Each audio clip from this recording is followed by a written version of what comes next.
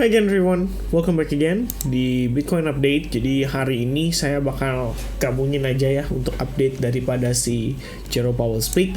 Jadi kesimpulan daripada testimoni hari ini itu lebih mengarah ke bagaimana sebenarnya the Fed ya, terutama Jerome Powell di sini playing safe ya. Jadi dia once again dia tidak memberikan statement secara clear bahwa suku bunga itu akan naik 0,5% atau 0,25% pada pertemuan mendatang. Tapi dia lagi-lagi dia main aman dengan cara dia ngelempar lagi ke data. Jadi dia sudah menyampaikan di sini bahwa Actually, ada beberapa note ya yang ditangkap di sini. Jadi waktu kita tadi sempat nonton sekilas, terus saya pikir kayak, wah obrolannya lebih kurang sama ya, mirip dengan yang kemarin gitu. Tapi kali ini yang berbeda adalah dia ngomongin soal data. Jadi berdasarkan statement yang memang sudah disiapkan oleh Jerome Powell, disampaikan di sini bahwa pada dasarnya Mr. Powell mengatakan bahwa data termasuk non-farm payroll yang akan dirilis pada Jumat mendatang. Kemudian next week kita punya CPI dan PPI report, dan ya pokoknya ini semua ya yang akan menjadi satu buah acuan lah buat mereka, terutama the Fed di sini untuk mengambil keputusan terkait dengan decision yang akan diambil pada Maret 22 Maret mendatang gitu. Dan hari ini sebenarnya berdasarkan data di sini sudah ada satu data yang dirilis, yaitu masalah job ya, job jobs opening, dan kita lihat dari angkanya itu turun dari 11 sekian ya, 11,2 sekian jadi 10,82. Memang sih masih di atas forecastnya, tapi tetap ya kalau kita lihat dari previousnya ini angkanya turun. Jadi memang kalau secara data di sini menunjukkan bahwa US jobs opening ya fell, layoff rose in January, artinya banyak yang kena PHK gitu ya pada bulan Januari kemarin. Dan ini sudah merupakan satu buah kondisi yang sebetulnya cukup negatif ya buat the Fed, bahwa dia nggak bisa istilahnya terlalu agresif juga naikin suku bunga, karena seperti yang kita katakan, suku bunga tinggi itu menyebabkan, ya ini berulang kali saya sampaikan ya, jadi selalu ada viewers baru juga kan di YouTube channel saya juga. Suku bunga naik berarti menyulitkan pengusaha untuk melakukan ekspansi dengan istilahnya menggunakan cash flow daripada perbankan. Jadi kalau misalkan dia mau pinjam ke bank, wah susah gitu loh, karena suku bunganya mahal ya kan, suku bunganya tinggi. Kalau misalnya kita pinjam, ini terlalu resiko karena mereka tidak ekspansi, otomatis mereka nggak butuh karyawan lebih, dan dengan demikian ya dampaknya atau ya kita bisa bilang impactnya lah ya terhadap masyarakat adalah kekurangan lapangan pekerjaan. That's it ya, sesimpel itu. Dan ya di sini Mr. Powell bilang katanya they're going to be important in our assessment berhubungan dengan price index, consumer price index, dan juga jobs report. Jadi memang itu yang udah di take note ya sama dia. Dan dia lihat sekarang data pekerjaan ini sudah mulai memberikan sebuah kita bisa bilang sebuah kejelasan ya, bukan kejelasan sih, dalam artian ada report lah soal job opening ini, ternyata angkanya cenderung turun buat bulan Januari, which means ini udah tidak begitu bagus ya buat si the Fed sendiri gitu ya.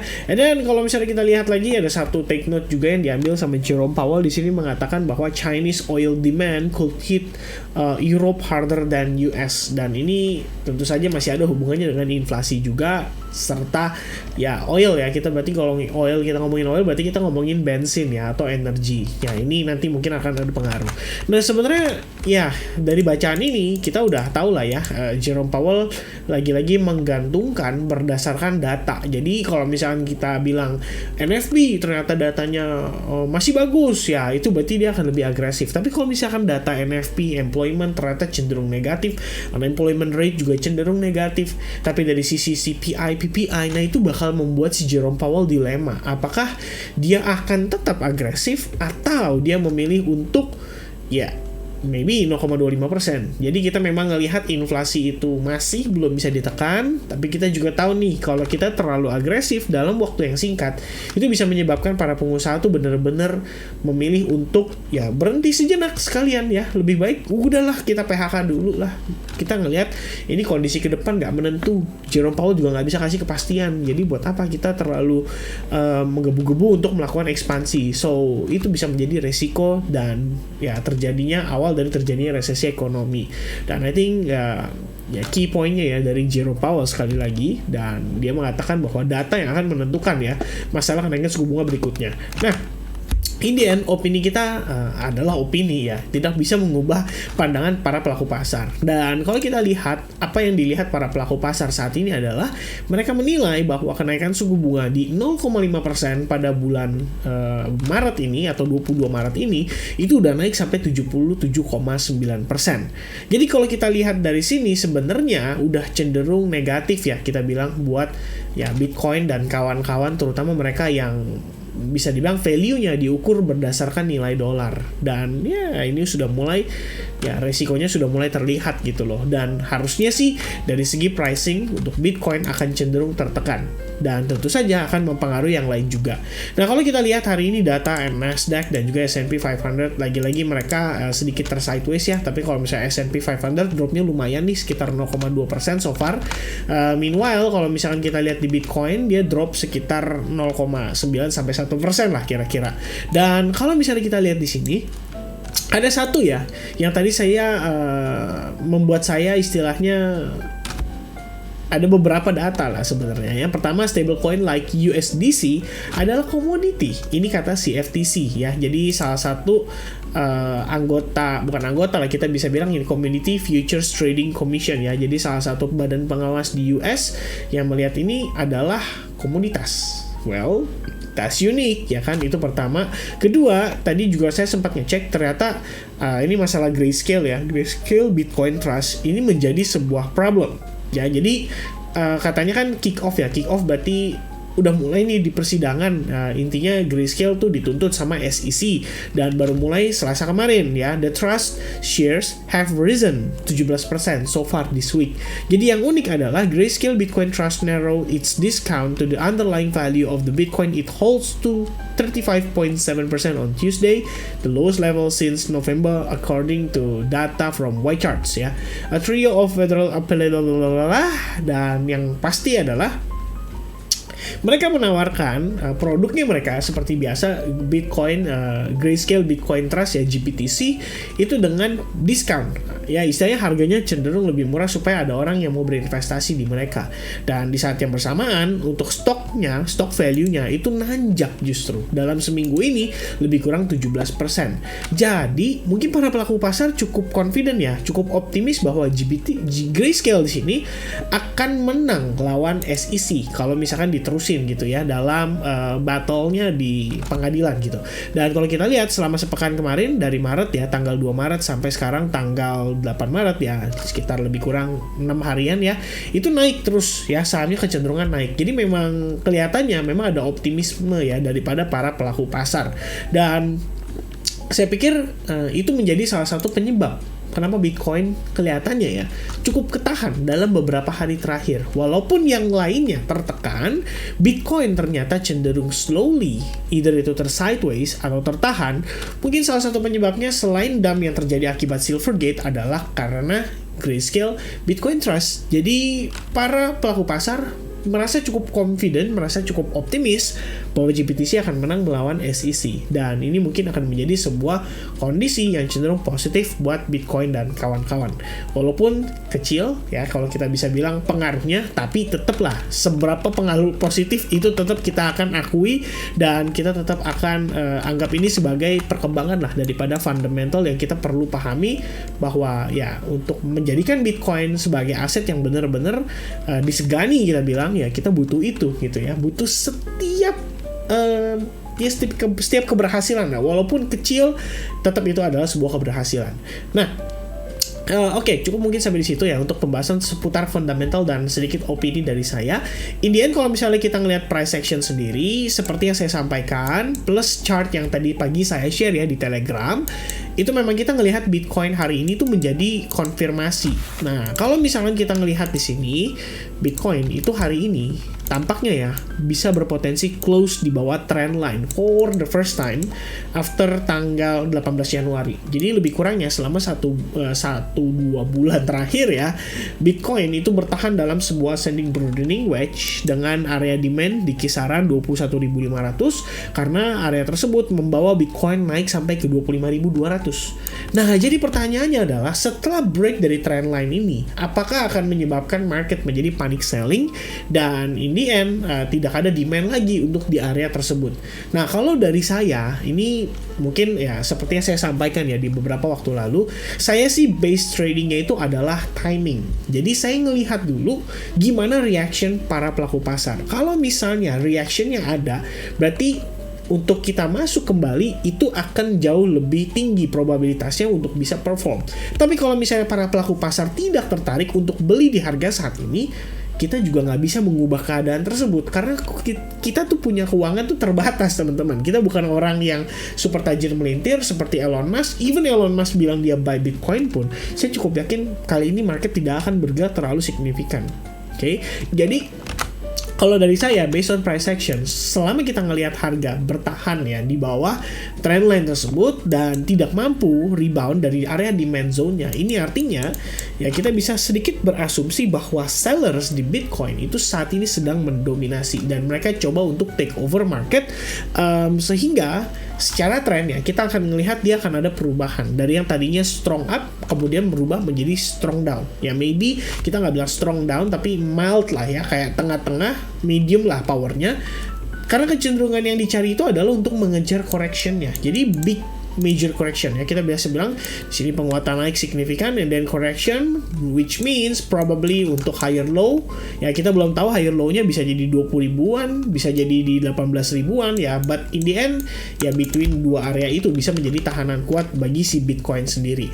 Dan sekali lagi kita nggak wise ya untuk mencoba menebak-nebak di mana market akan bereaksi kembali. Yang kita bisa lakukan adalah mencoba mengantisipasi dan bereaksi setelah mereka memberikan kita petunjuk. Jadi itu sedikitnya kalau misalkan buat saya yang akan saya lakukan pada pergerakan kali ini. Kira-kira seperti itu.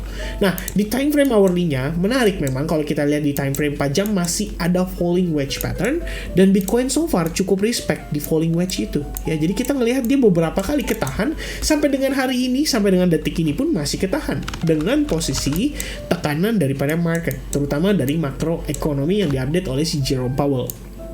Jadi memang kalau kita lihat jatuhnya kayak wah seakan-akan Bitcoin masih sangat turun korektif, tapi di sisi lain di time frame daily kita melihat sebuah fakta yang cukup menarik juga, bahwa Bitcoin loose dari trendline ini itu bisa menyebabkan investor kehilangan kepercayaan terhadap bullish momentum yang diciptakan oleh Bitcoin. Jadi kalau misalnya kita ngelihat saat ini, saya sih personally simple aja, I'm using EMA 21 di sini sebagai salah satu acuan untuk resistance saya.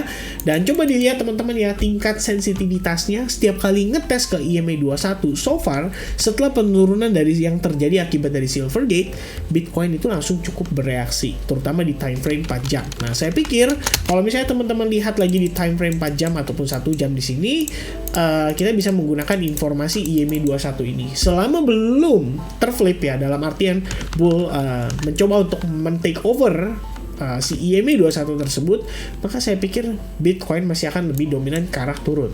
Dan kalau secara struktur market ya, kalau kita lihat ya di sini, based on close candle deh kita ngelihatnya, Bitcoin itu udah create 2 kali new low level. Oke, ini saya gambarkan seperti ini dulu, saya tambahkan, lalu kita ubah jadi line. As you can see, Bitcoin sudah 2 kali mengkonfirmasi dia create new low level. The first one adalah break di sini, dan the second one adalah break yang saat ini sedang terjadi. Jadi kalau misalkan secara time frame yang lebih kecil, seperti 15 menit, kita tuh punya area supply baru yang bisa men-trigger sellers kembali masuk, dan itu ada di kisaran harga $22.200 saat ini menjadi resistance-nya. Nah, kalau misalnya ini di break, apa yang terjadi? Maka kita akan melihat ada probabilitas untuk Bitcoin naik dulu ya di jangka pendek untuk ngetes mungkin ke level-level resistance yang ada di atasnya. Tapi kalau misalnya supply zone tersebut tidak mampu ditembus oleh Bitcoin, maka coba untuk antisipasi probabilitas Bitcoin bisa langsung turun lagi untuk ngejar ke 21.500. Overall memang itu adalah area key level yang kita coba perhatikan. 21.500 saat ini masih menjadi tahanan. Kalau misalnya nanti kita lihat dia rebound pun ya ada kemungkinan itu adalah proses rebound untuk retest saja sebelum akhirnya penurunan kembali. Jadi balik lagi nih teman-teman sekalian, dari segi sentimen, dari segi fundamental artinya makroekonomi, dan juga dari segi banyak faktor ya, seperti Binance yang saat ini kan ya lumayan lagi banyak FAD ya. ya inilah menjadi problem bagi kita untuk cukup percaya bahwa bull can still maintain the momentum.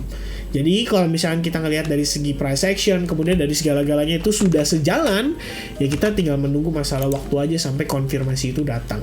Alright, so I think that's it everyone untuk update saya seputar Bitcoin. Lagi-lagi Jerome Powell juga melempar itu berdasarkan data. Jadi data di akhir pekan ini, terutama non-farm payroll, itu juga akan menjadi faktor penggerak market ya. Jadi kita punya hari Kamis dan punya hari, ya sebenarnya hari Kamis besok untuk bergerak ya, dalam artian coba untuk melakukan trading, coba untuk manfaatkan dari price action yang kita bisa lihat ya. Personally saya lagi ada open ya di position untuk Aptos, dan FTM tadi udah kena stop loss plus ya.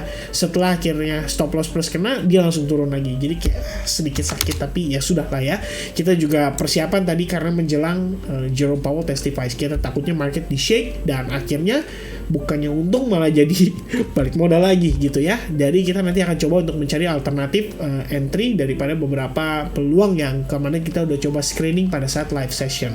So anyway, sedikit info buat teman-teman ya, announcement. Jadi kita nggak ada info ya buat teman-teman. Saya pengen tanya lagi, saya sih lebih prefer sebenarnya memilih untuk Zoom ya. Cuman Zoom memang ada batasan orang, jadi nggak semua bisa ikut langsung pada saat live.